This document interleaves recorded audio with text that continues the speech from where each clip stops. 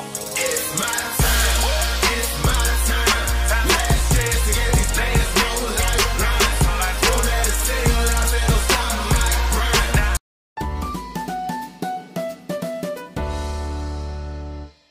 Your characters, for the most part, will always be center stage in your novel, in your book, in your manuscript, in your play.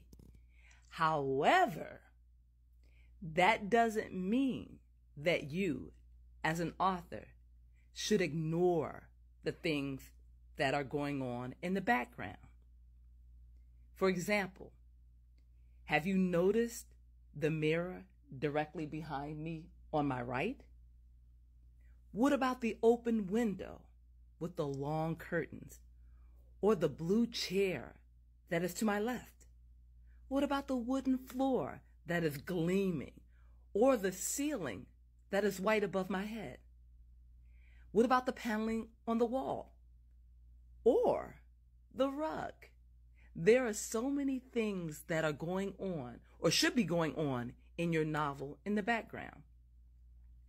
So, when you want to make a realistic novel, when you want to tell a realistic story, don't forget those small, minute details. Like, for example, the way the light shines through the window, or the pillows that are on the chairs, or the mood of the room. I've been watching quite a bit of television over the years, and there's one particular show or movie.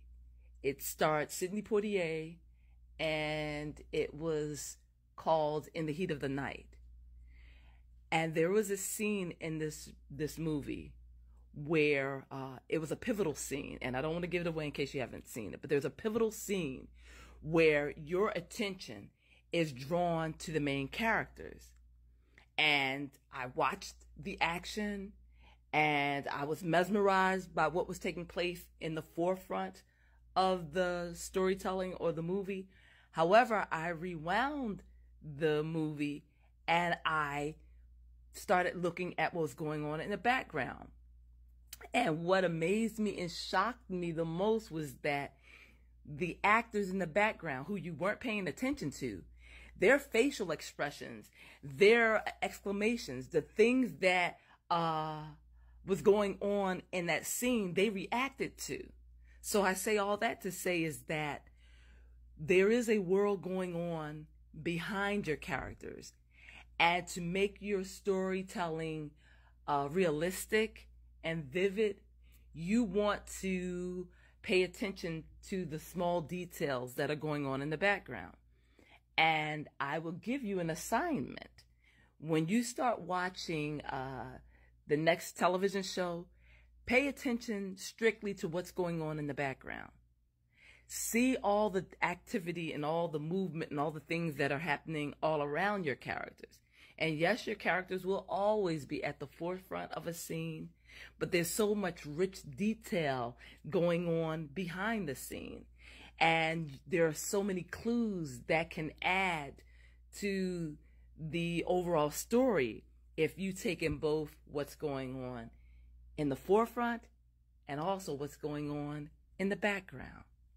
There are several things that you can do to help you with the background details of your story. You can, for one thing, have pictures or photographs or images to remind you of the layout of the room or the layout of a scene.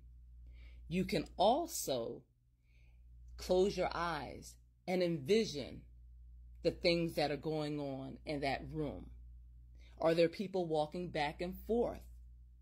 Is there an outside noise that is intruding on the scene? Are there people arguing in the background? Is there a certain energy in the scene that's being conveyed? Are your characters on a bus? Are your characters walking down the street?